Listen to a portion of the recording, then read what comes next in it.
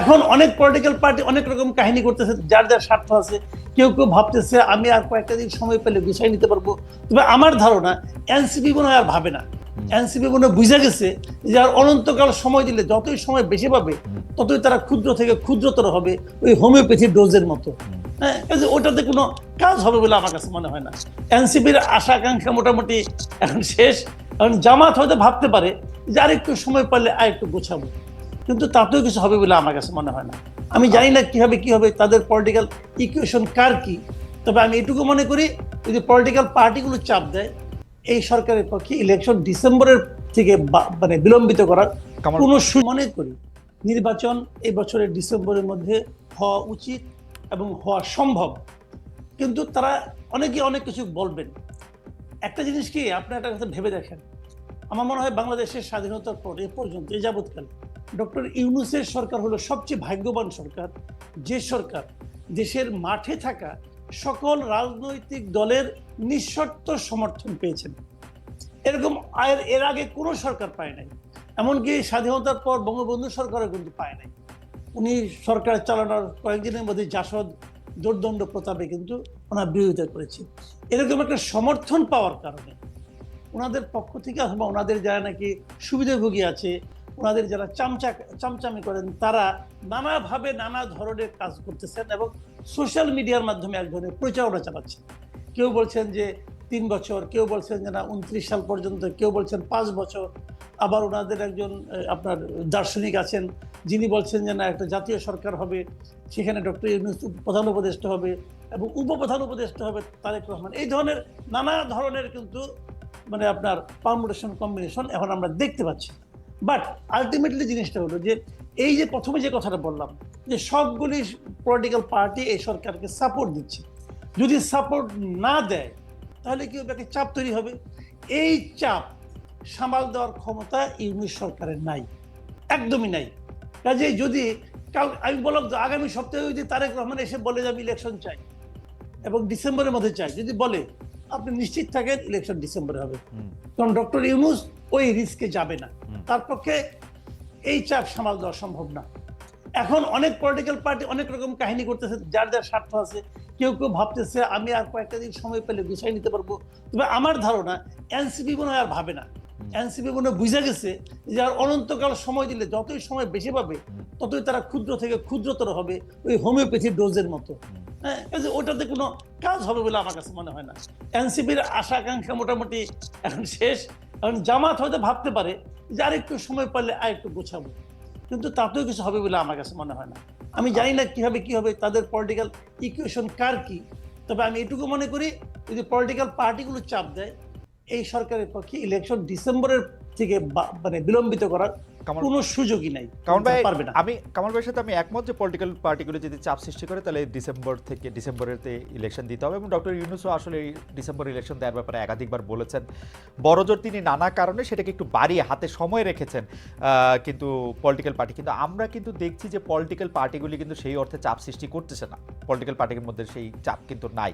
সেটাকে আমরা বাদ করে রেখে আমি একই প্রশ্ন আবার আপনাদের দুজনকে করতে চাই। এবার কামাল ভাই আপনি যদি একটু সংক্ষেপে বলেন, তুষার ভাই আপনার পরে একটু বলবেন। সেটা হচ্ছে যে আমরা দেখেছি যে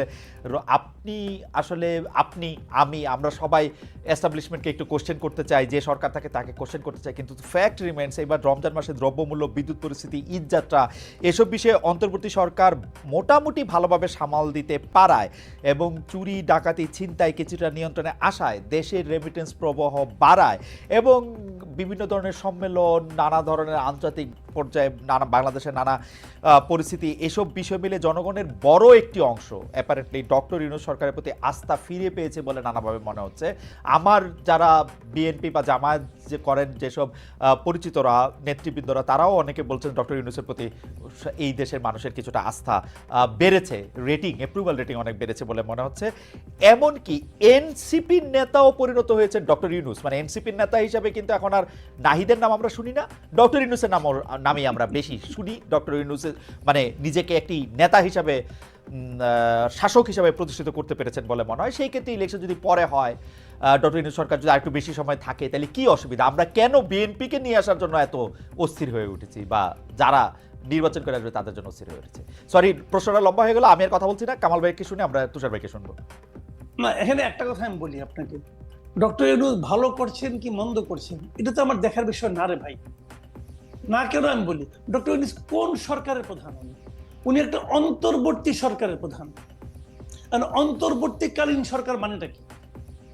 মানেটা হলো একটা রেগুলার গভর্নমেন্ট আসবে, যতদিন সেই রেগুলার গভর্নমেন্টটা না আসে ততদিন সরকারটাকে পরিচালনার জন্য এবং ওই রেগুলার গভর্নমেন্ট আনার জন্য যে নির্বাচনটা হবে সেই নির্বাচনটা অবাধ এবং নিরপেক্ষ করার জন্য একটা সরকার দরকার। সেটাই হলো ডক্টর ইউনূসের সরকার। এই কথা কিন্তু মাথায় রাখতে হবে। কাজেই এই সরকার তো রেগুলার গভর্নমেন্টের মতো কাজ করবে না। এবং অন্তর্বর্তী সরকার, আপনি যেগুলো আমরা সাফল্য বললাম, আমরা কিন্তু এগুলি একটাও অস্বীকার করছি না। রমজানের শাকসবজির দাম কম ছিল, কোনো সন্দেহ নাই। চালের দাম কি কম ছিল? তেলের দাম কি কম ছিল? ছিল না। এখন আপনি বলবেন যে চাল তেল নিয়ে কিন্তু কামাল ভাই গত রমজানে সবকিছুর দামই বেশি ছিল, চালের দামও বেশি ছিল, শাকসবজির দামও বেশি ছিল। এবার শাকসবজির দাম কম, এটা আমাদের জন্য একটা রিলিফ না? রিলিফ, অবশ্যই রিলিফ, আমি অস্বীকার করছি না। রমজান তো শেষ, এখন কি হচ্ছে শুনেন, আমার কাছে ওই দিন এক ভদ্রলোক 3টা রিসিট পাঠাইছে, 3টা রিসিট। একটা রিসিট সে মোহাম্মদপুরের একটা দোকান থেকে, মায়ের দোয়া নামে একটা চাউলের দোকান, সেই দোকান থেকে সে জানুয়ারি মাসের 3 তারিখে 25 কেজি চাউলের এক বস্তা চাউল কিনছে 1740 টাকা দিয়ে। সেই একই দোকান থেকে সেই একই চাল, একই পরিমাণ চাল উনি ফেব্রুয়ারি মাসের 1 তারিখে কিনছেন 1950 টাকা দিয়ে। সেই একই দোকান থেকে একই পরিমাণ চাল, 25 কেজি চাল, উনি এপ্রিল মাসের 7 তারিখে কিনেছেন 2155 টাকা দিয়ে। কথাটা খেয়াল করেন, 4 মাসের ব্যবধানে চাউলের দাম 1700 থেকে 2100 টাকা হয়ে গেছে, একই দোকানে একই জায়গায়। কাজেই এটা হলো রিয়েলিটি। আর গতকালকে তো আপনার তেলের দাম বেড়ে গেল 1 লাফে 14 টাকা। তো এখন আপনি যদি বলেন না তেলের দাম কম আছে, চাউলের দাম কম আছে, দাম বেড়েছে কিন্তু আমাদের ক্রয় ক্ষমতা বেড়েছে, বলতে পারেন ভাই। অনেক কথাই আগেও শুনেছি, এখনো শুনতে পারি। সেগুলি এক জিনিস। বিষয়টা কি হয়েছে আমি বলি, ডক্টর ইউনূস হলো একটা অসাধারণ পিআর পার্সন। উনি জানেন যে কিভাবে পিআরের কাজগুলি করতে হয়। সোশ্যাল মিডিয়ায় এক ধরনের হুজুগ উনি চালাচ্ছেন খুবই প্ল্যান্ড ওয়েতে, খুবই। কিন্তু একটা কথা মাথায় রাখতে হবে ভাই, মাথায় রাখেন, যারা সোশ্যাল মিডিয়ায় এগুলি করে তারা কিন্তু বাজার করে না। বাজার করে বাবা, রান্না করে মা, ছেলে খায় আর খেতে খেতে স্ট্যাটাস দেয়। এটা মাথায় রাখতে হবে ভাই। এটাই বাংলাদেশে এখন হচ্ছে।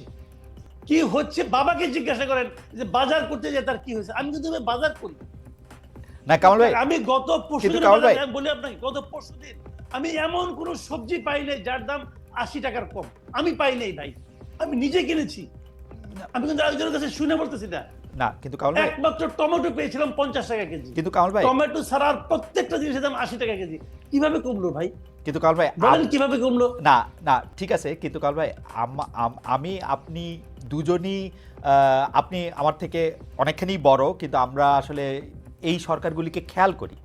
তো এই আওয়ামী লীগ সরকার, তার আগে যখন বিএনপি সরকার ছিল, তাদের যে মানে তৃণমূল পর্যায়ে তাদের যে বাহিনী আছে, সেটা ছাত্রদের হোক, যুবদের হোক, এটা হোক, তাদের একটা বড় চাঁদাবাজি এবং পাওয়ার এক্সারসাইজ করার একটা সিন্ডিকেট আছে। আমাকে আমার একজন গ্রামীণ বন্ধু ফোন করে সেদিন বলেছিলেন যে তোমরা তো গ্রামে আসো না, তোমরা বুঝবা না যে আমরা তো এই চাঁদাবাজি থেকে এখন মুক্ত আসি। এখন তো কেউ আমাকে এসে দলের মানে উনি হ্যাডাম শব্দটা ব্যবহার করছেন, সেটা দেখাচ্ছে না। সমন্বয়কদের ওই গ্রাসরুট লেভেল এরকম দল নাই। তো এইটা তাদের জন্য একটা স্বস্তির। এইটা আমরা কেমনে বুঝবো? আমরা শুধু তথাকথিত নির্বাচন এর নাম দিয়ে এটাকে আমরা আসলে, না, আমি আপনার সাথে কিন্তু একদম দ্বিমত করছি না। ওই পর্যায়ের এই ছুটকা ফাটকা চাঁদাবাজি এখন আসলে ওইভাবে নাই। ঢাকার রাস্তাতেও এই ফুটপাতের বাদামওয়ালাকেও কিন্তু প্রতিদিন 100 টাকা করে চাঁদা দিতে হতো আগে, যে নাকি চীনা বাদাম বিক্রি করে। ওইটা এখন নাই, আমি নিজে চেক করে দেখেছি, ওগুলি নাই। এটা হলো একটা পজিটিভ দিক। কিন্তু একটা কথা আপনাকে মাথায় রাখতে হবে, সেই জিনিসটা হলো আমি কিন্তু বাংলাদেশে ডক্টর ইউনূস সরকারকে হাসিনা সরকারের সঙ্গে তুলনা করব না। হাসিনা সরকার তো আমার কল্পনার চেয়েও খারাপ সরকার ছিল। তাদের দৌরাত্ম্য, তাদের দাপট, তাদের অনিয়ম, দুর্নীতি, এটার সঙ্গে আমি পুরো সরকারকে তুলনা করব না। সেটা এক জিনিস। ওইখান থেকে আমরা মুক্তি পেয়েছি। মুক্তি পাওয়া মানে এইটা এখন যে পেয়েছি এটাই যে আমাদের প্রাপ্তি, এটাই যে আমাদের প্রত্যাশা, তা কিন্তু নয়। আমরা কিন্তু নিয়মতান্ত্রিক সরকার চাই। কেন চাই সেটা আমি বলি। কোনো আপনি যতক্ষণ পর্যন্ত আপনাকে রেগুলার পলিটিক্যাল গভর্নমেন্ট না আসবে ততক্ষণ পর্যন্ত এই দেশে কোনো বিনিয়োগ আসবে না। আপনি সিঙ্গাপুর থেকে স্মার্ট লোক নিয়ে আসেন আর 41,000 উপরে থেকে ঝাঁপ দেওয়া লোককে নিয়ে আসেন, ভাই কোনো লাভ হবে না। উনি ওই মানে কি একটা অনুষ্ঠানে পরিচালনা করবেন, টুকটাক ইংরেজি বলবেন, হয়ে গেল। স্মার্টলি হাঁটবেন, হয়ে গেল। বিনিয়োগ আসবে না ভাই। পলিটিক্যাল গভর্নমেন্ট ছাড়া রেগুলার গভর্নমেন্ট যারা বিনিয়োগ করবে তারা কিসের উপর ভরসা করে করবে না। কাজে আপনি সেই জন্য আপনার এখানে একটা রেগুলার পলিটিক্যাল গভর্নমেন্ট আসতে হবে। কথা বলছি, ডক্টর ইউনূস যদি ভালো হয় উনি এই ক্যাবিনেট নিয়ে ইলেকশন করুক না, অসুবিধাটা কি আছে? আচ্ছা, আরেকটা কথা, সেটা হলো এই ইলেকশন এদের প্রতি সাধারণ মানুষের ম্যান্ডেট আছে কিনা তারও তো একটা প্রমাণ হওয়া দরকার আছে। আপনি তো গাইড জোরে বলতেছেন জুলাই অভ্যুত্থান, আপনি গাইড জোরে বলতেছেন। কে নিয়োগ করছে? ডক্টর ইউনূস তো নিজেই বলছে তাকে নিয়োগ করছে ছাত্ররা। ছাত্ররা এখন কই? ছাত্ররা মিটিং রাখলে তো 100 লোক হয় না। তাহলে ওরা নিয়োগ করতে হয় তো শুয়ে পড়ছে, এটা কুয়ে তো লাভ নেই ভাই। ওকে, কারণ ভাই আমি আপনার কাছে আসবো, আমি এই প্রশ্ন নিয়ে তুষার ভাইয়ের কাছে।